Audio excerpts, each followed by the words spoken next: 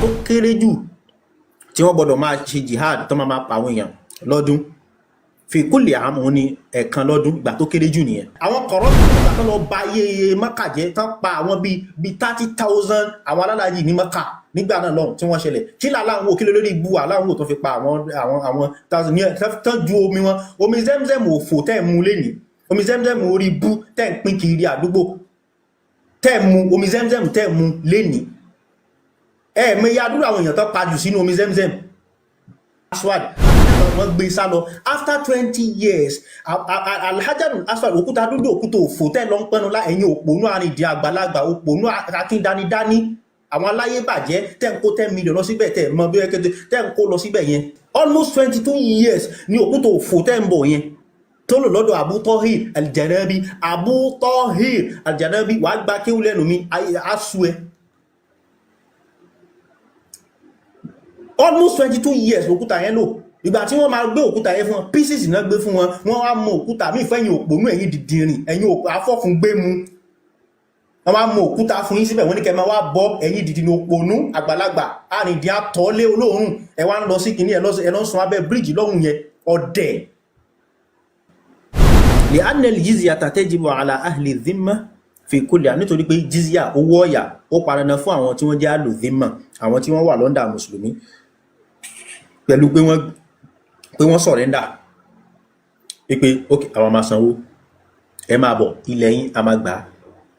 ẹ understand so ẹ máa wà lábẹ́ wa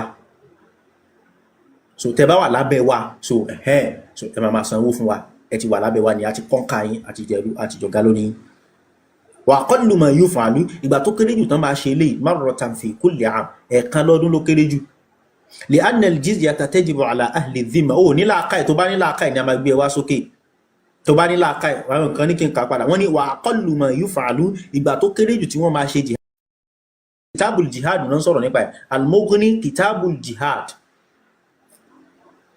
al-Mughni kitabul jihad wà aqallu ma yuf'alu marratan fi kulli ìgbà tó kéré jù tí wọ́n máa ṣe ní ọdún ẹ̀kan lọ́dún ni li'anna al-jizyata tajibu ala ahli dhimma torí pé jizya ó pa dandan lórí àwọn tí wọ́n jẹ́ ahlu dhimma tí wọ́n wà lábẹ́ Islam kulla 'am lọ́dọọdún wàhíyà badalun 'ani nusra òun ní ìjàrọ̀ fún protection àwọn mùsùlùmí tó máa ṣe fún wọn ẹ̀rọ sáà sọ pé nípa yín ní ṣe nǹkan kan gẹ́gẹ́ bí Muhammadu ṣe sọ wípé ẹ preach Islam fún wọn tẹ bá preach Islam fún wọn tí wọ́n bá gbà good ẹnìkan máa bọ̀ wá sí Madina ẹnìkan máa bọ̀ wá sílé àwọn mùsùlùmí tán bá wá sílé àwọn mùsùlùmí tán bá láwọn gba Islam tán wá wọn ní gba àwọn nǹkan orí ogun tán bá lọ jà o ṣùgbọ́n tí wọ́n bá wá hadithu ní mo sọ yẹn Sahih Bukhari tí wọ́n bá wá tọ̀ nǹkan táwọn mùsùlùmí tán bá lọ jagun tí wọ́n bá ní àwọn náà máa ní tán bá láwọn ò ṣe ìjírá tẹ́ lọ káwọn mọ́lù wọn ẹ̀bà tí wọ́n jẹ́ síbẹ̀ you understand so wọ́n ní wàyí badalun 'ani nusra jizya tán bá san owó ọ̀yà yẹn òun ní ìjàrọ̀ fún protection yẹn fakadhalika mubdaluha gẹ́gẹ́ bẹ́ẹ̀ náà ni nǹkan tá fi pààrọ̀ jizya yẹn wa huwa al-jihad òun ni ká bá wọn jà fayajibu fi kulli 'amin marratan ó máa kan dandan lọ́dún you understand so jihad máa pa dandan ó kéré jù ẹ̀kan lọ́dún illa min 'udhrin àfi tí wọ́n bá láwíjàre mithla an yakuna bil muslimina dhaf fi 'adad aw 'udda bí àwọn mùsùlùmí wọn àti pọ̀ tó ló ń kà tàbí wọn àti ní nǹkan ogun you understand so bó ṣe jẹ́ nìyẹn so ẹ wá sọ fún mi tax orí ibú tẹ́ ń sọ àwọn màálí apótilétà ẹ̀yẹ ní èpè ẹni ìṣẹ́bílé tó yẹ ká mọ̀ èpè òjò èpè ló yẹ ká máa rọ́ léyìn lórí ẹ sọ fún mi ìlú wo ni wọ́n ti sọ fún mi pé tó bá ti san tax a máa gbẹ̀mí ẹ̀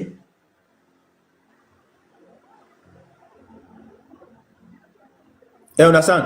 ìlú wo náà ti sọ pé tẹ́ bá ti san jizya wọ́n ní ayọ̀ òrìṣà not there then to protect them please use your head ọ̀rọ̀ òṣì tẹ́ máa sọ nìyẹn which tẹ́lẹ̀ mú different cases wá ìgbà tí àwọn kọ̀rọ̀mítọ̀ olódò ọmọ ẹgbẹ́ bàbá ẹ nínú Islam lódò pé ó sọ̀rọ̀ ní orí ìpè tó ń bíbà yìí àwọn ẹwọ ohun lélẹ̀ tẹ́bá lọ wọnú al-Mughni Ibn Qudama ti Ibn Qudama wọ́n ní wa aqallu ma yuf'alu marratan fi kulli 'am page 9 kọ̀rọ̀mítọ̀ ìgbà tán lọ bá iye Mẹ́kà jẹ́ tán pa àwọn bíi 30,000 àwọn alálàájì ní Mẹ́kà nígbà náà lọ́hùn tí wọ́n ṣẹlẹ̀ kí làláwọn wò kí lórí ibú àláwọn wò tó fi pa àwọn tán ju omi wọn omi Zemzem òfò tẹ́ mu lénìí omi Zemzem orí ibú tẹ́ ń pín kiri àdúgbò tẹ́ mu omi Zemzem tẹ́ mu lénìí mẹ́yà àdúrà àwọn èèyàn tó pajù sínú omi Zemzem ìgbà tó kéré jù tí wọ́n gbọ́dọ̀ máa ṣe jihad tó máa pa àwọn èèyàn lọ́dún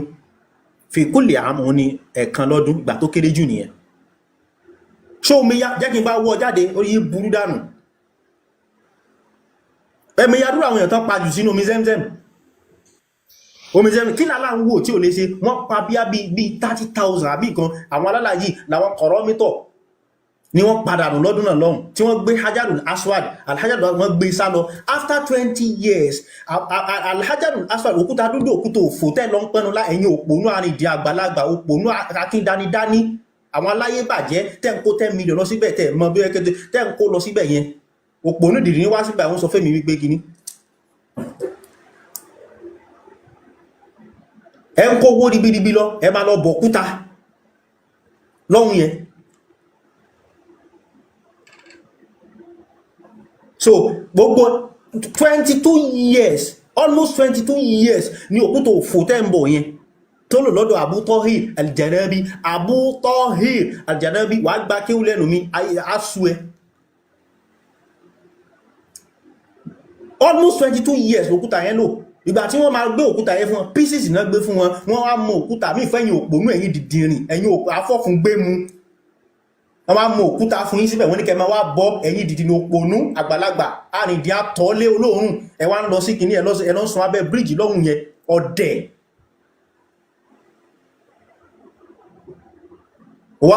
ẹ̀yin wá rò pa ẹ̀yin gbọ́n lórí àwátà àwọn bíbà òpónú akíndánidání tàbá ń sọ pé ká má ṣe ní ó ti dọ̀rọ̀ dídàrú báyìí sí ẹ̀rọ pé nù yí ń bíyàn pẹ̀lú bẹ́ ṣe ń ṣe òṣì ẹ̀rọ pé nǹkan tó dalẹ̀ ń ṣe ni ẹ̀ ń fòṣì ṣayọyọ̀ ẹ̀ ń sorí bú kirikiri ẹ̀ ń tààrà yín dànù ẹlẹ́ṣẹ̀sìn ẹ̀sìn òfò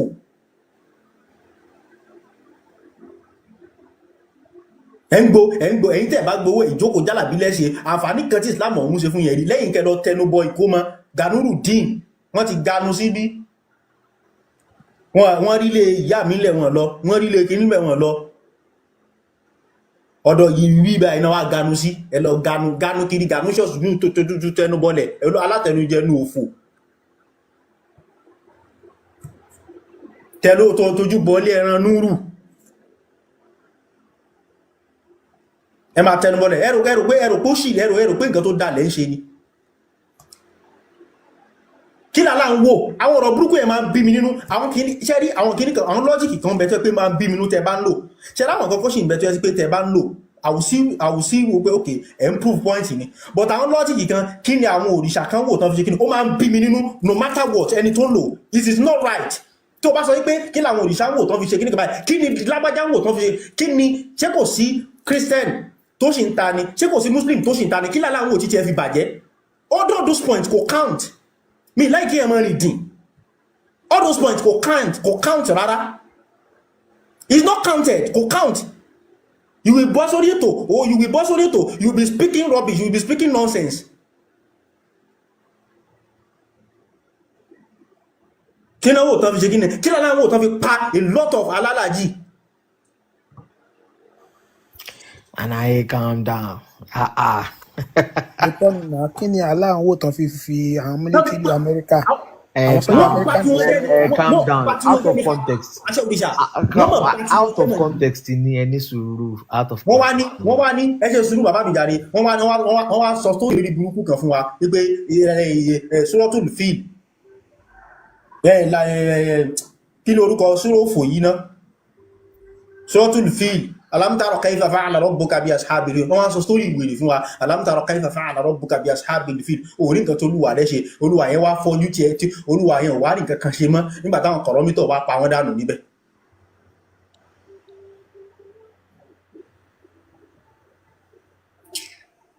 nonsense ọ̀rọ̀ kíní ẹnìkan sọ pé Malik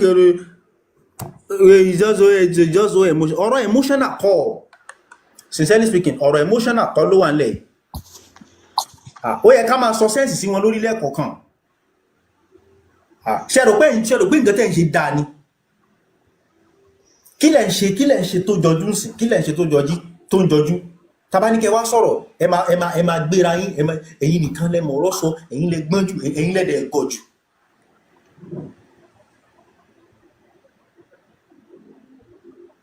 wèrè kan ní kí n gbé wá sókè jẹun kẹgbọ́ ọ̀gbọ̀n tó fẹ́ sọ ebú náà ló máa bú wa o ọ̀yá wá sókè send request mi ò tí ì rí ẹ send request kí n gbé wá sókè wá gbọ́ nǹkan tó fẹ́ sọ wá já gbọ́ tó bá ní nǹkan gidi tó fẹ́ sọ. Àbábàlà bíbí ẹ̀yin náà ń sọ ẹ send request. Sherry, Mr. Malik Musa, no, without doubt, you are vast and you are deep in these things. And I'm not as deep, but I will research and I will definitely may Allah protect you and I should put the Lagbara long shall understand. But can you understand? Because the issue of jizya. Egunkegun ẹ má dá Malik ẹ má dá egunkegun lóhùn. Egungun tí ń wá sórí platform káàkiri ó ti ń lọ bí oṣù kan nísìn. Ṣẹ́rá àwọn tó bá jọmọ Yorùbá bàbá mi champion wọn sọ̀rọ̀ kan. Ṣẹ́rá ọmọ Yorùbá tó bá jọmọ Yorùbá tòótọ́ tí ò ní ẹ̀jẹ̀ Fúlàní kankan la kíní yìí tá bá ti bá wọn sọ̀rọ̀ báyìí over millions of people millions wọ́n ti fi ẹ̀sìn mùsùlùmí lẹ̀ lẹ́nu ìgbà táwọn bàbá wa jáde tó ti ń pèdè kíní more than 8 years now there are people outside. Aṣọ́rìṣà ọmọ Yorùbá ni mí o. Ọmọ Yorùbá ta ṣẹ́tìrí mo ti bèrè lọ́wọ́ pọ́psí mi pé kí ló dé tó tẹ Ibrahim mọ́ mi lára tí ò jẹ́ ká mọ jẹ́ Balógun mo ti bí rí o. Kò mí. Ṣé understand? Ẹ bá lọ sí DNA yẹn ẹlòmíì kan tó ẹlòmíì. Wàláì Azim Madagascar ló ṣe wá. Àwọn pípù yẹn gbégbégbé wọ Islam ni ló fà á tẹ̀yìn. Ẹni sùúrù náà ẹni sọ ẹ̀yin náà gbọ́dọ̀ tẹ̀ ń sọ sílẹ̀ ká ẹni ó gbé pèsè mùsùlùmí ànínú Kùránì iṣẹ́ ẹ sọ níbi Kùránì gangan tó define mùsùlùmí ẹ fi àdìtìlẹ̀ ẹ fi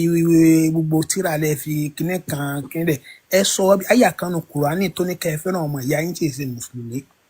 Ó wà ń bẹ Quran 4:36 or something like that. Ó wà ń bẹ. Ó yẹ sọ kí ni kan tó sọ. Ẹ kà á kí ló sọ. Ẹ jẹ́ lọ mú wá kẹjọ káṣí káyín kẹ tó mọ lómi sàmàlì. Pé ẹnìkan fẹ́ bá kà á mùsùlùmí kan fẹ́ bá kà á mú bí tálà ti sọ pé ká fẹ́ràn ọmọ ìyá ká fẹ́ràn tí ò ṣe mùsùlùmí àbáàbò mú jáde. Bàbá tó wáyé náà ní ìdí àgbò ṣe é dàbọ̀ ní Mr. Malik. Èmi ò fi bẹ́ẹ̀ mọ̀ èmi ṣàmọ̀ pé wọ́n wíwó náà wòrò ní comment section kásà sọ bí tálà ti ní ọmọ làkejì wa.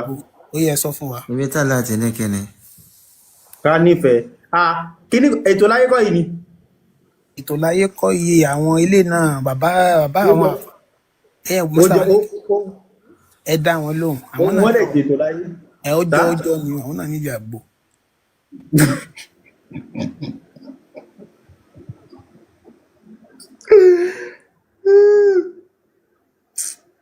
Ẹ̀gbọ́n ó yá ẹ fún wa níbi tí Quran ní ká nífẹ̀ẹ́ anybody regardless of we can see in a rí nínú ìṣẹ̀ṣe pé ẹ nífẹ̀ẹ́ gbogbo èèyàn a rí nínú Bible ẹ nífẹ̀ẹ́ gbogbo èèyàn a rí nínú almost everything pé kẹ́ nífẹ̀ẹ́ gbogbo èèyàn níbo ló wà ní Islam pé ká nífẹ̀ẹ́ gbogbo everybody àbáàbù tó ẹ ti ń janu ní comment section ẹ ti bú wa tán kò síbi tẹ́ ẹ ti bú lára wa. Ok, ẹ ṣe Suratul Mumtahina verse 8. Allah àfi bí ìgbà tẹ́ pé mo ti mọ̀ ẹ bẹ́ ṣí ẹ lè ká fún wa sà àwa ti rí sà. Ọjọ́ òpó yín la wà, ok. La yana a'udhu billahi minash shaitanir rajim. Bismillahir rahmanir rahim. La yanhaakumullahu 'anil ladhina lam yuqatilukum fid din. Ọlọ́run lóhun ọ̀hánà ní kẹ má bá àwọn tí ó pa yín tẹ́ẹ̀jọ láwọ̀ òun ọ̀hánà láti má bá wọn ṣe ẹ bá wọn ṣe. Walam yukhrijukum min diyarikum tí wọ́n sì lẹ́yìn jáde kó nínú ìlú yín. An tabarruhum wa tuqsitu ilayhim. Ọlọ́run ní kí ẹ bá wọn ṣe kẹ́ ẹ sì ṣe déédéé pẹ̀lú wọn. Allah ni Inna Allaha yuhibbul muqsitin. I mean Allah ni kẹ́ máa sọ máa màlá. Mr. Malik tẹ bá wo àyà Quran tàn ká yìí tẹ bá lọ wo like Allah ni kẹ́ máa wí, Allah lẹ́yìn mọ̀, àwa tẹ bá Ọlọ́run wo làwa àyà mọ̀. tẹ bá wo àyà kí ni Quran ìtumọ̀ ọlọ́run ẹni sùúrù ẹ Ní ọba fọlọ́run lẹ̀ Allah ni kẹ́ sọ. Mr. Malik tẹ bá lọ àlàyé wo lọ tẹ bá àlàyé lọ wo lọ́run àlàyé lọ́lọ́run ọba Quran yìí fẹ́mi ẹni sùúrù náà fà tẹ bá lọ wo àlàyé Quran yìí dáadáa tẹsírì rẹ̀ tẹ bá lọ wo dáadáa ibẹ̀ wọ́n ti yọ nínú òfin ṣẹ̀ríà yẹn tó sọ fún wọn pé kó máa parọ́ ni o kí wọ́n fi ẹ̀tàn kò sọ fún wọn pé kí wọ́n nífẹ̀ẹ́ wọn dénúdénú o ìfẹ́ ojú ló ń sọ o ẹ lọ́wọ́ tẹ̀ ṣáyà Kùránì yìí ìfẹ́ ojú ló ní kí wọ́n ní o kò ní kí wọ́n nífẹ̀ẹ́ wọn dénúdénú pé àká tó máa fẹ́ kú kọ́ yọ ọkídìní rẹ báyìí ètò bá nídìí kídìní wọn.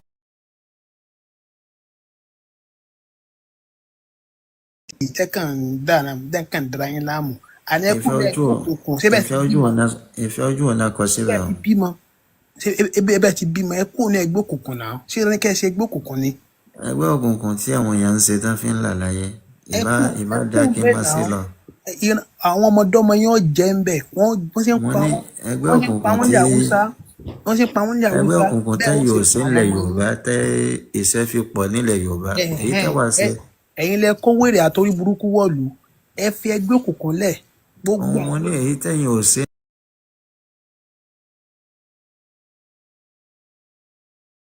Quran 4:36. mo ní ẹgbẹ́ tíyàn bá ṣe tíyàn bá là ń bẹ̀ ṣe mọ̀ pé Network ẹgbẹ́ yìí ò gidi dáa. ni ẹ ṣe Network kò lọ́dọ̀ yín bóyá Glo lẹ́ ń lò. Mr. Malik data yẹn ti lọlẹ̀ náà network yẹn ti fẹ́ ṣe. ẹgbẹ́ tíyàn bá ṣe tíyàn bá fi là ṣe mọ̀ pé ẹgbẹ́ gidi àwọn ni ọmọ yẹn ò jẹ wọ́n ṣe ń pa wọ́n lé Haúsá wọ́n ṣe pa àwọn ọmọ yín kọ́lá ó lè mọ Àṣẹ ìjọba òrìṣà ilé ìpìlẹ̀ ń ṣe yẹn náà. èmi ò ṣépè fún yín gbogbo àwọn tó wà ní ẹ̀sìn mùsùlùmí tẹ́ ẹ fẹ́ fi ẹ̀sìn mùsùlùmí balẹ̀ Yorùbá jẹ́ tó bá ti di the next 500 200 ìgbàkigbà tó bá ti bẹ̀rẹ̀ wàhálà wọn gbogbo àwọn ọmọ yín wọ́n mọ̀ pa ayé ó sì mọ ilé ayé ọmọ ní ìlà gbogbo tẹ́ bá àwọn sọpọ́ọ̀tì ká máa pa gbogbo ọmọ tẹ́ bá Yorùbá wà gbogbo tẹ́ bá wà ẹ̀sìn tẹ́ gbà kó lówó gbogbo ẹ̀sìn Ẹja ka Kaaba fún wọn. Ẹja ka bọ́ ṣe bá ti Kaaba jẹ́ fún wọn. gbogbo wọn ṣe ń pa wọn ní Ajẹ́ Haúsá wọn sì máa pa àwọn ọmọ yín tí wọ́n máa pa wọn nípa ní wọn ní fanáfansu kó ẹ̀ ní rojú oorun ètò bá sunu yín ilé ọmọ gbóná mọ́ ni. ẹgbẹ́ àfúnyín láyà ẹ tún sáfà Ẹjẹ́ ká ọkọ̀ mo ti rí sáfáyà. ẹ ṣàlàyé lórí àyà yẹn náà bẹ́ẹ̀ ṣe máa ń ṣàlàyé Ẹja àlàyé. Ẹja ó ní ẹ ṣàlàyé. máa ń já fítáfítá jù bẹ́ẹ̀ lọ ní kò ṣàlàyé àyà yẹn náà Ẹja ṣàlàyé ẹja gbọ́rọ̀ bàbá. Ẹja ṣàlàyé. Àṣẹ òrìṣà ṣẹ́ ti yọ̀ǹda mi kí n sọ̀rọ̀. Mi ì fẹ́ gbọ́rọ̀ mọ́ yín lẹ́nu ni o. bó ti yẹ bá ń sọ̀rọ̀ jáde bàbá mi mo ti mú ìwà mo ti Wọ́n ní ní ṣeun jàre. So wọ́n ní la yanhakumullahu anil ladhina lam yuqatilukum fid dini wa lam yukhrijukum min diyarikum. Àwọn èèyàn ní kí n drop wọn, wọ́n máa drop wọn, bọ̀ ẹ jẹ́ kí a wọn kà á yà kó sọ̀rọ̀. Wọ́n ní la yanhakumullahu pé Allah kò kọ̀ fún yín nípa àwọn tí wọn bá ti bá yín jà, like àwọn tí wọn ṣẹbọ, àwọn tí wọ́n jọ ṣẹbọ, àwọn tí wọ́n jẹ́ Christian, àwọn tó jẹ́ Jew tó bá ti bá yín jà, Allah kọ̀ fún yín kẹ́ bá wọn jà. Allah kọ̀ fún yín àwọn tó ń dẹ̀ lé yín jáde kó lé yín, Allah kọ̀ fún yín an tabarruhum wa tuqsitu ilayhim kẹ́ ṣe dáadáa sí wọn kẹ́ dẹ̀ ṣe déédéé sí wọn. Inna Allaha yuhibbul muqsitin. Ọ̀tọ̀ ní question tàbí ọ̀tọ̀ ní nǹkan tí àfa dá wa lóhùn. Nǹkan tàbí ní gbébo ní Kùránì tí ní kẹ́ nífẹ̀ẹ́ àwọn tó ń bá ti ń ṣe mùsùlùmí. So the reason tá a fi béèrè èmi particularly tí mo fi máa ń béèrè pé kí ibo ní Kùránì tí ní kẹ́ nífẹ̀ẹ́ ẹ̀yẹ́ kan gbọ́ ọ̀rọ̀ wa náà àwọn náà ti sọ tí wọ́n kàn gbọ́ tiwa kan tó máa lọ. So ó ní pé ìdí tí mo fi máa ń sọ wípé kí ni reason ibo ní Kùránì ti sọ wípé ká nífẹ̀ẹ́ ọmọlàkejì regardless of the religion. Ó clear kí ló jásí pé ti Kùránì kan ni ò clear, you understand? Ibi kan láti rí love your enemy. So kí ló ti Kùránì ò clear báyìí to get my sense. So clear tí Kùránì tí ò ṣe tí ò clear. So nǹkan tá à ń sọ nìyẹn. So Ó clear náà ẹgbẹ́ mo display yìí. ìfẹ́ mo ń bọ́ ẹ ṣe sùúrù náà. Ìfẹ́ ẹ display kí ni? Ìfẹ́ là ń béèrè ẹ̀ ń fún wa ní dáadáa. Reason tá a fi ń béèrè ìfẹ́ òun ni wípé dáadáa ó yàtọ̀ sí ìfẹ́. Ìfẹ́ máa ń wá bó ṣe yẹ kó wá ni. Dáadáa máa ń wá látàrí àkọ́kọ́ téèyàn ń wá látọ̀dọ̀ ọmọlàkejì tí n bá ṣe dáadáa sí ẹ kò túmọ̀ sí pé mo nífẹ̀ẹ́. Ó lè jẹ́ sí pé ìdí tí mo fi ṣe dáadáa sí ẹ òun ni wípé mo fẹ́ gba nǹkan lọ́wọ́ ẹ tàbí nǹkan kan, so ó lè jẹ́ tàn gan, ẹ̀tàn ló ń bẹ lọ́ndà ẹ̀. Ok, Kùránì nísìn áyà tẹ mú wáyé nísìn wípé Allah ní àwọn tàn bá ti bá yín jà kò sí aburú ń bí kẹ́ ṣe dáadáa sí wọn kẹ́dẹ̀ ṣe déédé pẹ̀lú wọn. Ṣé tí mùsùlùmí, question tí mi wá fẹ́ bí ni pé ṣé tí mùsùlùmí bá pa kèfèrí ṣá máa pa mùsùlùmí yẹn di padà? Torí Allah ti ní ká ṣe déédé sí wọn. Kèfèrí tí ò bá mùsùlùmí jà, according to this verse, kèfèrí tí ò bá mùsùlùmí jà wọ́n jọ ń gbé peacefully nínú ìlú, kèfèrí ò bá mùsùlùmí jà tọ́. According to this verse, Allah ò sọ pé kẹ́ ṣe dáadáa sí wọn nìkan o, ó ní kẹ́ ṣe déédé pẹ̀lú wọn. So tí kèfèrí yẹn bá wá pa mùsùlùmí, tí mùsùlùmí bá pa kèfèrí, mi gbọ́, tí mùsùlùmí bá pa kèfèrí in question yín. no, tí kèfèrí yẹn bá pa mùsùlùmí, tí kèfèrí yẹn bá pa mùsùlùmí kan ṣá lè pa á di padà. Wọ́n ń jà, bóyá jà ṣẹlẹ̀ láàrin wọn, ó jẹ́ láàrin wọn, wọ́n ń ṣe ẹni tó ń gbógun tira wọn tẹ́lẹ̀, kèfèrí yẹn ń kọjá yẹ, ìjà kan wáyé gẹ́gẹ́ bí ọmọ ènìyàn, kèfèrí yẹn wá pa, ok sorry, ẹ ṣeun, mùsùlùmí wá pa kèfèrí náà ni mo fẹ́ sọ. Mùsùlùmí yẹn wá pa kèfèrí tí ó jà, kèfèrí tí ò ṣe nǹkan kan, ṣé a lè pa mùsùlùmí yẹn di ṣé nẹ́tọ́ọ̀kì mi lẹ̀ gbádùn báyìí? Ẹ wà òkè, à ń gbọ́ yín yẹn clear dáadáa. Ṣé a lè pa mùsùlùmí yẹn di, according to this verse báyìí sì ṣe lè sọ fún wa, ṣé a lè pa mùsùlùmí yẹn di? Ṣé verse normally yẹ ká lè pa? Èmi máa pa ń tèmi. Ilégun ẹni sọ ẹ̀yin kọ́ ni Mr. Malik ń bá wí. Ok. A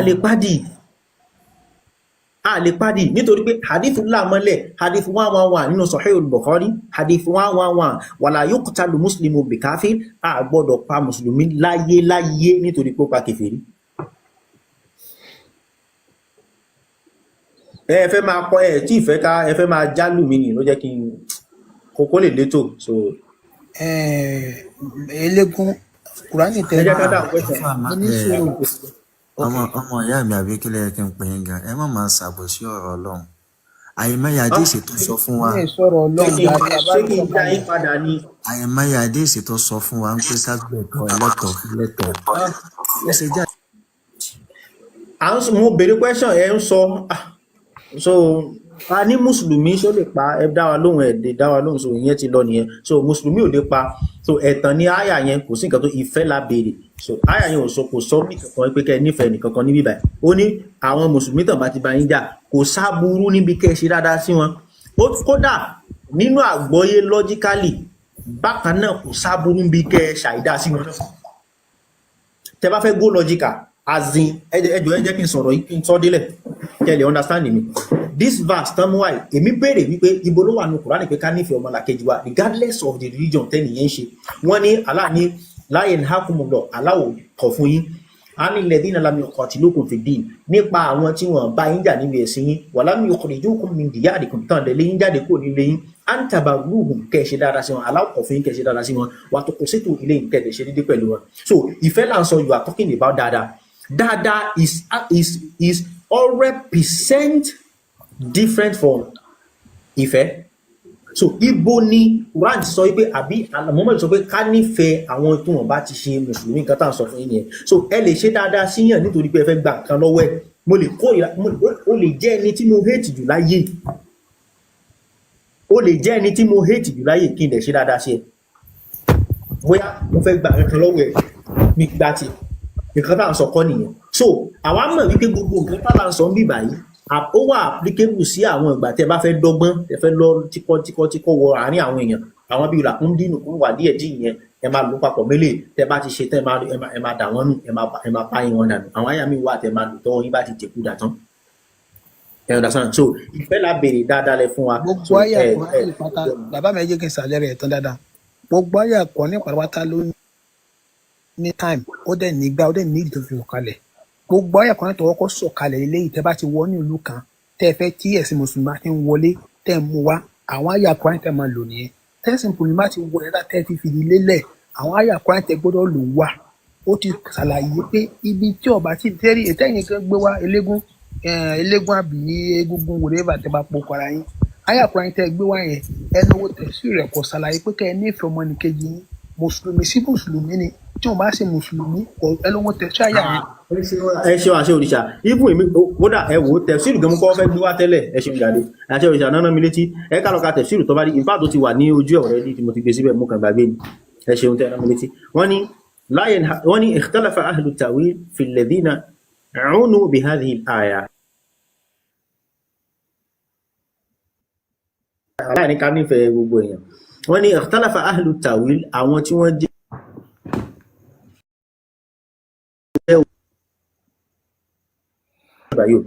so wọ́n ní wọ́n ṣe ìyapa ẹnu fi alladhina a'unu bi hadhihi al-aya pé àwọn wo ni alágbàlérò pẹ̀lú pé kẹ́ ṣe dáadáa sí ní bíbá faqala ba'duhum àwọn kan sọ pé uniya biha àwọn tí wọ́n gbàlérò alladhina kanu amanu bi Makkah àwọn tí wọ́n gbàgbọ́ ní Makkah mùsùlùmí ni wọ́n walam yuhajiru wọn kà ṣe jẹ́ ara sàn ó túnmọ̀ sí pé àwọn tálà ń sọ wọ́n sì wà lọ́wọ́dà mùsùlùmí ẹ̀rọ Allahu lil mu'minina bibirrihim aláwáyọ̀ ǹdá fáwọn mùsùlùmí pé kí wọ́n ṣe dáadáa sí wọn wal ihsani ilayhim pé kí wọ́n lè ṣe kí wọ́n ṣe tọ́jú wọn kí wọ́n ṣe dáadáa sí wọn. wọ́n ní onírọ́ máa jẹ́ ṣé èmi ni àtọ́bárí nǹkan tó máa ń sún wa lọ́rọ̀ yín náà nìyẹn so wọ́n dẹ̀ mú ìsìnàdù wá so àwọn kan sọ yẹn ẹ máa wo àná dá ọ̀rọ̀ tán tó sọ nípa ẹ̀ wa qala akharun àwọn kan sọ pé uniya biha min ghayri ahli Makkah àwọn kan sọ nínú àwọn àfà ṣe mọ̀ wípé tí àtọ́bárí bá ń sọ̀rọ̀ tó bá ní àwọn àfà sọ wípé definitely àtọ́bárí ń sọ̀rọ̀ bá àwọn tí wọ́n tún ju òun lọ ni clear you understand so bí àwọn àtàbí'un àtàwọn tó ń jẹ́ sàhábí àti kankan wa qala akharun àwọn kan sọ wípé uniya biha min ghayri ahli Makkah man lam yuhajir wọ́n ní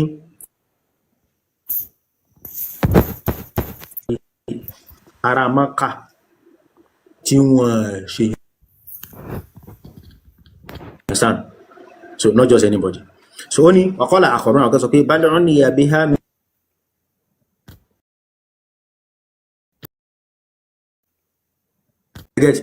man lam yuqatil al-mu'min àwọn tí wọ́n bá mùsùlùmí tí wọ́n jẹ́ tí wọ́n wà nínú Mákà àwọn tó ń jẹ́ ẹlẹ́bọ Mákà wa lam yukhrijuhum min diyarihim tí wọ́n dẹ̀ bá wọn wí wa qala àwọn tí wọ́n wá sọ ilé ìwá sọ wípé wa nasakha Allahu dhalika ba'd bil amri bi qitalihim alápadà wá tiẹ̀ wá pa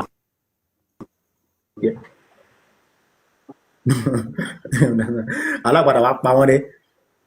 àwọn kan sọ wípé àwọn mùsùlùmí ni Allah ní kí wọ́n ṣe kí dáadáa sí nítorí pé kí ló fà táwọn afáà ìfi ṣe tafsiri nítorí pé wọ́n understand àwọn Kùránì wọ́n understand wọ́n mọ̀ pé títà là ń sọ ó yé wọn Allah táwa mọ̀ Allah máa ṣe wá ní ká ṣe dáadáa sí kèfèrí nǹkan tá là ń sọ lélẹ̀ so ahbab ẹ lọ kéwú dáadáa bẹ́ẹ̀ bá sì wà lè kéwú ni àwọn mo máa ń kọ́ àwọn èèyàn steve mo sì lè kọ́ ẹ lárúbáwá o ẹni tó bá fẹ́ kọ́ lárúbáwá ní kan so sincerely speaking o jẹ́ muslim ni o jẹ́ muslim ni I can teach you Arabic tó bá fẹ́ mọ̀ language o fẹ́ mọ̀ language so mo lè kọ́ ẹ ní language sí so mo lè kọ́ ẹ sí dáadáa you understand so wa qala akharun àwọn ará Quraysh ni so bí ó ṣe jẹ́ ni wà áwùlà àtọ́bárí dẹ̀ sọ ọ̀rọ̀ tí àtọ́bárí sọ wípé èyí tó ń fara mọ́ nínú àwọn ọ̀rọ̀ yẹn wọ́n ní pé wọ́n ní abidhalika la yanhakumullahu alladhina lam yuqatilukum fi din min jami'i asnafil milal wal adyan an tabarruhum wa tasiluhum àtọ́bárí sọ pé lọ́dọ̀ tóun nǹkan tó ń rò tó ń believe ni pé ẹ ṣe dáadáa sí anybody you understand so ó jẹ́ kèfèrí ni tàbí ó jẹ́ kinní kan ni so but nǹkan táwọn àfáà sọ láwọn tó ju àtọ́bárí lọ àtọ́bárí kọ́kọ́ gbé wá nǹkan táwọn kan sọ nílé àwọn kan sọ wípé àwọn mùsùlùmí ganan bá wípé kẹ́ ṣe dáadáa sí nínú báàsì yẹn àwọn kan sọ wípé àwọn ẹlẹ́bọ Quraysh ni àwọn kan sọ pé wọ́n ti nà sákọ̀ rẹ̀ wọ́n ti parẹ́ gan kò sí kò ní ìtumọ̀ ṣe understand so bí ó ṣe jẹ́ nìyẹn so confusion you understand lọ́bẹ̀ káàtì àwa gbà wípé orin rẹ̀ bẹ́ẹ̀ ló tọ́ we are not talking àwa mọ̀ wípé Islam èmi gẹ́gẹ́ bí ẹnìkan particularly mo gbà wípé there is a place tó lè rí èmi ò mí bèrè lọ́wọ́ ẹgbẹ́ gbóni Islam ti ní kó ṣe dáadáa sẹ́nì kankan o lè rí mi kí n bèrè lọ́wọ́ ẹ̀ wípé Islam ti ní kó ṣe dáadáa sọ́mọlàkejì ní tèmi máa bèrè lọ́wọ́ ẹ̀ ni pé ibo ni Islam ti ní kó nífẹ̀ẹ́ ọmọlàkejì because ẹ̀tànjẹ máa ń wà lábẹ́ dáadáa tó ṣe síyàn you understand ṣé adìẹ tẹ́ ẹ fẹ́ pa tẹ́ ẹ dàgbàdo kalẹ̀ fún dáadáa kọ́ lẹ ṣe sí i mo ń bá yín wí adìẹ tẹ́ ẹ fẹ́ pa tẹ́ ẹ dàgbàdo kalẹ̀ fún ṣé dáadáa kọ́ lẹ ṣe sí ni ṣùgbọ́n kí ló wà lábẹ́ ṣé ẹ nífẹ̀ẹ́ ni ẹ nífẹ̀ẹ́ ẹ fẹ́ pa jẹ ni àmì ọmọ tẹ́ ẹ fẹ́ náà tó yẹ sí pé ẹ máa rẹ́rìn sí báyìí so ẹ fẹ́ nà ni bàtà àti ẹ̀wà kékeré táwa kékeré àjẹ ṣége ìyà tá a jẹ́ eléré pa láti mi máa na ṣége sí wa lára tó bá fẹ́ mú wa báyìí bí a bisikíìtì àbí nǹkan kan náà fi máa a máa ti gbàgbé wọ́n máa ṣe dáadáa sí wa náà ṣe máa rí wa mú dáadáa náà máa ṣe sí wa tán fi máa rí wa mú so dáadáa yàtọ̀ sífẹ̀ àwa tá a béèrè question orí wa ò dàrú a béèrè pé bo ni Kùránì ti ní kẹ́ ẹ ṣe dáadáa sẹ́nì kankan nǹkan tá a sọ ni wípé ibo ni Kùránì ti ní kẹ́ ẹ nífẹ̀ẹ́ a mọ̀ wípé dáadáa àfẹ́ máa àwa mọ̀ wípé dáadáa tí Islam bá ní o ṣe dáadáa sí yẹn a mọ̀ wípé tàn ló wà ń bẹ̀ kẹ́ ẹ tàn wọ́n kẹ́ ẹ lè fi rí wọn kó lẹ́rú ni àwa ní máa fà yẹn so làwa fi ń béèrè pé ibo ni Kùránì ti ní kẹ́ ẹ nífẹ̀ẹ́ ọmọlàkejì wèrè kan sọ lọ́jọ́ kan nínú àwọn mùsùlùmí wípé ẹwọ́n Malik yẹn olódò lọ́wọ́ Malik yẹn ó rò wípé Kùránì ó dàbí àwọn ìwé ìtàn ó ń béèrè pé bọ́lá láti ní ká nífẹ̀ẹ́ báwo làlá ṣe máa sọ wípé ká nífẹ̀ẹ́ ọmọlàkejì wa mo ká ọmọ rí báyìí ṣùgbọ́n Allah lè sọ wípé ẹ pààyàn ọmọlàkejì boldly bọ̀ kò lè sọ boldly wípé nífẹ̀ẹ́ Allah lè sọ boldly wípé ẹ pààyàn àwọn tó bá ti ṣe Islam bọ̀ kò lè sọ boldly wípé ẹ nífẹ̀ẹ́ àwọn tó bá ti ṣe Islam ta lórí ẹ dàrú ní èmi àti ẹ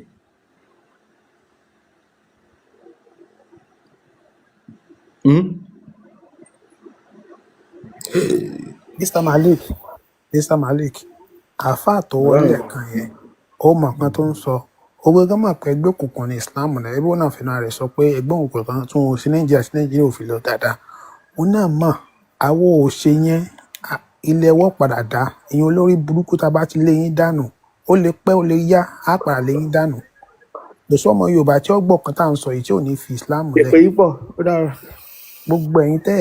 tẹ́ ẹ̀ fi kalẹ̀ Mr. Malik, I will come back, okay? Bro, ó kún I yín gotta kọ́ sleep lọ́n now. All right, bro. Enjoy. ẹ̀yin ẹ̀wọ́ légúngún ẹ̀yin tí yín ẹ máa jó nǹkan mẹ́yẹn ṣe mọ́ wá sókè mọ́ ọgbọ́n tá a ti fún yá yín ó ti tó ẹ lọ àwọn béèrè tá a fẹ́ béèrè lọ́wọ́ béèrè yín léèrè lé this is very simple àwọn èèyàn gidi tán jẹ́ àwọn èèyàn àwọn ọmọ àwọn tán kàwé tán lọ́pọlọ tán jẹ́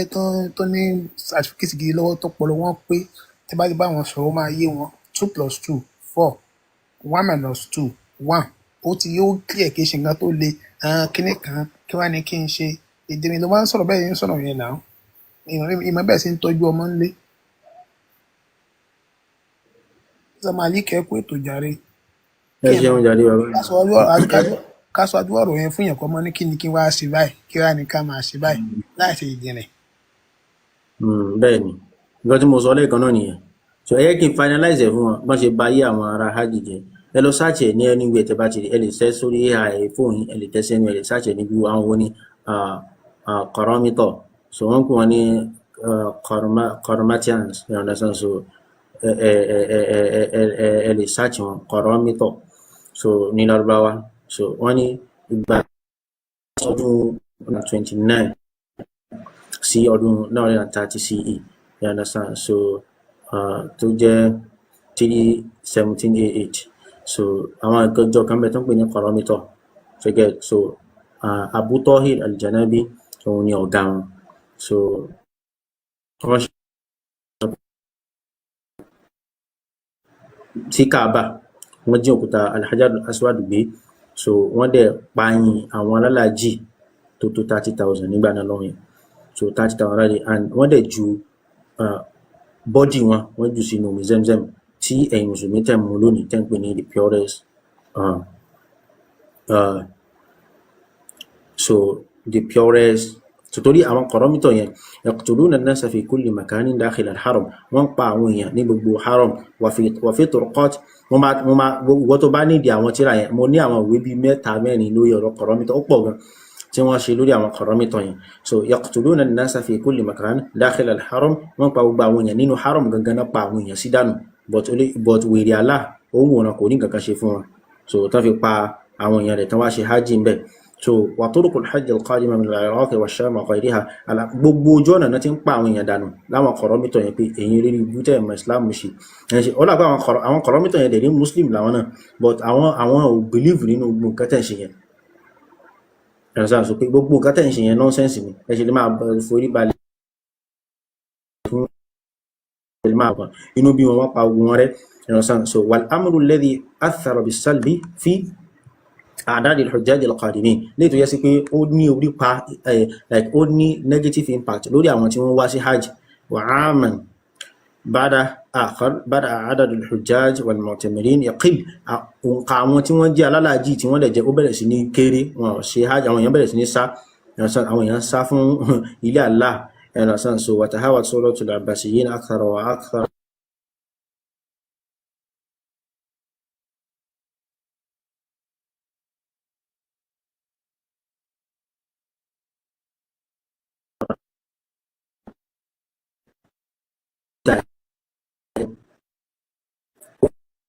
ìsàlọ̀ ọ̀gá yes lọ́dọ̀ ẹ̀ kó tó di pé ó gbé wá kódà ìgbà tí wọ́n ń pa àwọn èèyàn ní inú Mákà yẹn nínú haram gangan táwọn kọ̀rọ̀mítọ̀ tí wọ́n ń gbọ́n pé tí àkíní al-Qaramita nash'atuha ẹ̀wọ̀n so al-Qaramita àwọn tí ra wà fún dáadáa tí ẹsẹ̀ tó bá nídìí ó lè mẹ́sẹ̀jì mi kí n sẹ́ndẹ̀ sí so ẹni tó bá lè bá wa ṣe sí òyìnbó a ní brọ́dà kan nígbà tó pé wọ́n lè ṣe sí òyìnbó so mo lè sẹ́ndà àwọn ìwé yẹn sí wọn kan sì kẹ́ lọ kà á bí wọ́n ṣe bá àtàwọn Islam jẹ́ tálà dẹ̀ ń wòran so ní ẹjọ́ ẹ bá wa pa táàbù ẹjọ́ wọ́n ní wọ́n flag ẹ kíní wa so bí wọ́n ṣe ṣe ẹjọ́ bá wa pa táàbù àbí kí la lè ṣe àwọn èèyàn gbọ́ nǹkan tí mò ń sọ ṣé àwọn èèyàn ò sí pẹ̀lú wa ní ẹjọ́ wọn ò flag ẹ kíní nẹ́tíwọ́ọ̀kì ọ̀dọ̀ yín yẹn ni lọ́jọ́ máa ṣe bẹ́ẹ̀ bó ti bóyá ń ṣe ó ń bírèkì nẹ́tíwọ́ọ̀kì ọ̀dọ̀ yín yẹn ni àti ń gbọ́ yín náà nẹ́tíwọ́ọ̀kì ọ̀dọ̀ yín náà gbádùn yín. wọ́n ní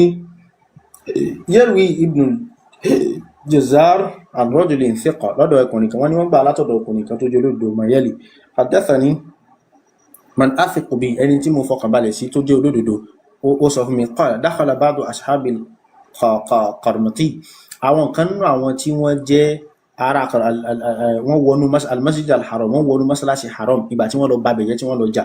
ọ̀kan nínú àwọn tí wọ́n jẹ́ àwọn Qaramítọ̀ yẹn ó wá wọnú masalasi haram lẹ́yìn ìgbà tó ti bá ti àwọn èèyàn jẹ́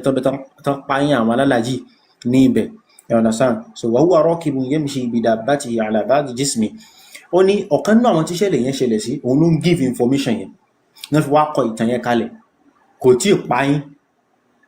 so ó wá ní nígbà tó ń wà ní orí ilẹ̀lẹ̀ nígbà táwọn Qaramítọ̀ yẹn tán ti pa tàwọn dẹ́ tán ti pa wọn tán ọ̀kan wá ń lọ ó wá rìn kọjá lẹ́gbẹ̀ẹ́ òun wa ana majruhun mulqa bayna al-qatla hawla al-bayt ó ní òun ti gbọgbẹ́ gan wọ́n dẹ̀ ti jù ú dànù sẹ́gbẹ́ kan níbi àwọn tán ti pa kalẹ̀ òun ti wà láàrin wọn fataharraqat wa khaffat ala nafsi fataharraqtu wa khiftu ala nafsi wataharraqtu mo ń gbọ̀n like ó ti wà nílẹ̀ ó wá ní òun sọ sórí ní mo ń gbọ̀n mo ń bẹ̀rù lórí ara mi pé wàhálà dé faqala taqra'u suratal Fil al-Qarmati yẹn ọ̀kan náà àwọn Qaramítọ̀ yẹn ó wá sọ fún wípé yes bẹ́ẹ̀ ni ẹ ṣeun so wọ́n náà bá mi kọ wọ́n ní Qarmatians so ní èdè òyìnbó so Qarmatians lédè òyìnbó so àwọn Qaramítọ̀ ní Lárúbáwá so wọ́n ní dakhala ba'du so okay mo ti ká bẹ́ẹ̀ so wọ́n ní fataharraqtu wa khiftu ala nafsi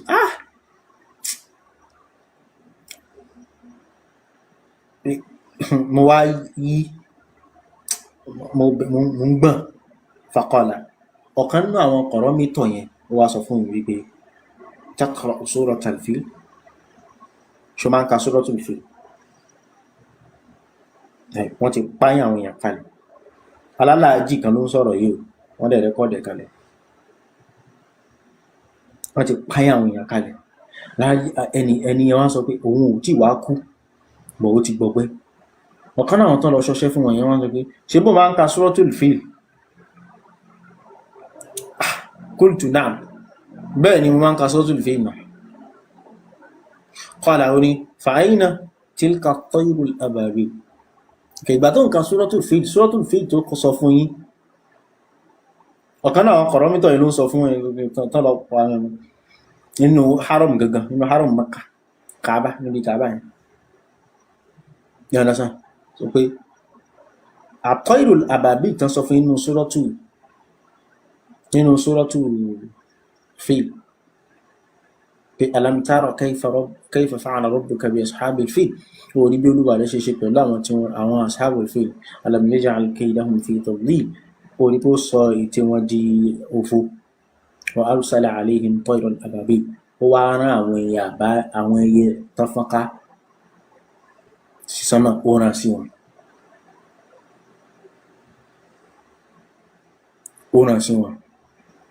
Ẹ̀yin tẹ́ ń fún wa ní gift lórí ètò, ẹ ṣé gan-an. Ẹ̀yin tẹ́ ń bá fún everybody, tẹ́ ń fáwọn àtàwọn tó wà lórí ètò, thank you so much. Ẹ ṣé gan. So ó ní Mr. Malik, mo kí yín o. Ṣé ẹ ṣe tán ni? no, mo fẹ́ kà tán ni. Okay. Ó ní fa'ayna tilka Mo ti stop screen record yẹn tí mo ń screen record, bọ̀ ẹ má wọrí ẹ̀ka tán. Ẹ ṣé. Okay, fa'ayna tilka tayrul ababil. Ibo ni ẹyẹ àbábílà tẹ́ǹsọ́ wà? Qala, ó ní wá sọ pé faqultu lahu, wọ́n sọ pé haythu sha Allah, ibi tó wù Allah kan wà náà wà. Alálàájì tó fara gbọgbẹ́ yẹn ń sọ fún àwọn tó wá bá wọn jà pé ibi tó wù Allah ló wà. Qala wá ní faqala ya himar, ìwẹ ẹranko burúkú ta'buduna al-hijara, òun sí òkúta, orí ẹ̀ ó ti dá. Àwọn kọ̀rọ̀mítọ̀ tán lọ rọ́ọ̀bù Mákà nígbà náà, eré ẹ̀ ò pé òun sí òkúta, watatufuna biha, watalthamuna arkanaha, watarkusuna hawlaha. Òun pòyì ẹ̀, òun sí òkúta, òun yí káàkiri òkúta, òun panlá, òun jó káàkiri ẹ̀. Ma balu ru'usikum, so kí ló ṣe àwọn olórí yìí nǹkan kan? So ó ṣá challenge ẹ̀ pé ayna tayrul ababil. Ìwáyà kan bí wá sọ pé ibo lẹyẹ àbábílà tẹ́ sọ pé ó pa kíní tó wà. So tipẹ́tipẹ́ náà ti challenge Allah, tẹ́ pé Allah òfo ni. Kùránì Suratul Fil ìtàn rọ́ ni, torí pé nígbà tí Allah need ìrànlọ́wọ́ gangan tó possible bóyá kámẹ́rà gan lè gbé, tàbí tí àkọsílẹ̀ gidi lè wà tó pé àtàwọn tó ń ṣe mùsùlùmí everybody máa rí, Allah bá kọ̀ kò jáde ran àwọn mùsùlùmí lọ́wọ́, tí àwọn kọ̀rọ̀mítọ̀ fi páyìn àwọn tó lé ní àwọn tó 30,000 people nínú hajj, tí wọ́n dẹ̀ ju òkú wọn sínú omi Zemzem tó mọ́jù ní gbogbo ayé, tó kù wọn jẹrà síbẹ̀. Omi yẹn náà dẹ̀ ń tà fún àwọn alẹ́ ibi àṣẹ ìṣẹ́ gbóhùn sókè.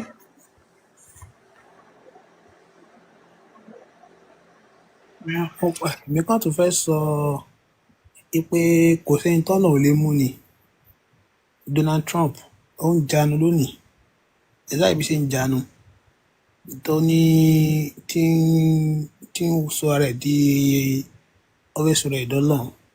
Ṣé ẹ̀kọ́ wọ́n yìnbọn mọ́ ní táìmù campaign ní ètò wọ́n yìnbọn mọ́ táìmù campaign tí bọ̀ yẹn bá létí, tí ọ̀tá bá yẹn já létí tó lọ bẹ́ nìkan lẹ́yìn tó bá lẹ́yìn rẹ̀. So ìbọn yẹn ò bá dáadáa, ó já etí rẹ̀ yọ̀ kan. But lónìí nìkan bí aago 2 lọ́sàn-án ni. So ọ̀bọ̀ kan náà ń bẹ tó náà máa jánu bí Donald Trump, àwọn ọmọ ẹ̀yìn rẹ̀ ni. Ṣé níbi ibi tí gògógó máa wà yẹn, ibi wọ́n ti fún ní straight bullet. Donald Trump tí wàá jáde tó ń jánu, mo rò pé ìwọ tó kò sẹ́ni tọ́nà tálẹ́ nìkan tó lè mú. Ọ̀gá ní Charlie Craig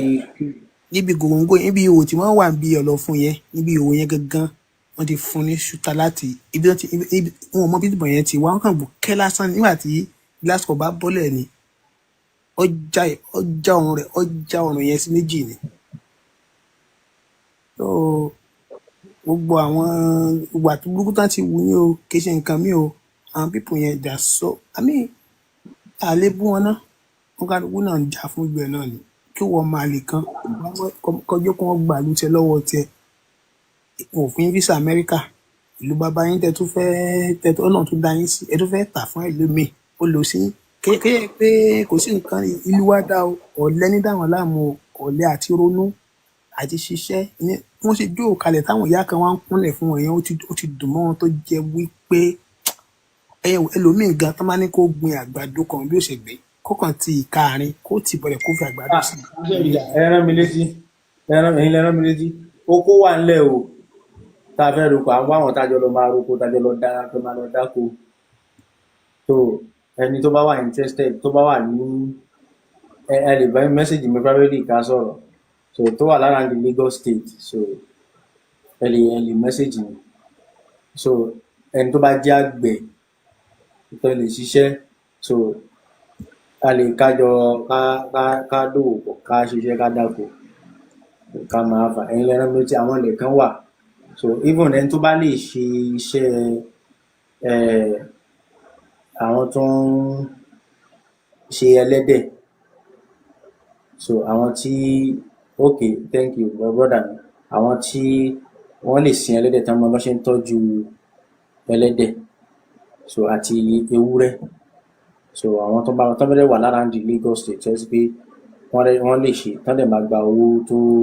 tó máa please wọn lórí ẹ̀ so you can message me so kí a sọ̀rọ̀ so àwọn èèyàn wa dáadáa kan wà tó yẹ pé wọ́n nílẹ̀ tó fẹ́ fi kalẹ̀ tó wọ́n kan fi kalẹ̀ so fún oko dídá tí ẹ máa jèrè tí táwọn náà máa jèrè tí wọ́n ń bẹ̀ so a dẹ̀ láwọn èèyàn náà tó yẹ pé wọ́n wọ́n tó máa bá wọn mójútó ẹlẹ́dẹ̀ wọn àwọn míì wà nílùú òyìnbó ṣe understand so tó yẹ sí pé ojú wọn tó ilé so wọ́n dẹ̀ nílẹ̀ ẹni tó wà trustworthy so tó yẹ sí pé wọ́n bá wọn sọ ọ́dọ̀ a kàn ní ká tún sọ ni ká tún rí more people because àwọn èèyàn kan wà tó yẹ sí pé èmi ń fojú sùn tó jẹ́ like physical people ṣe understand so but tá a bá tún sọ online báyìí ó tún lè jẹ́ àǹfààní fún àwọn ọmọ ìyá wa tí wọ́n mọ̀ nípa àwọn nǹkan yẹn dáadáa so ẹ ṣé gan.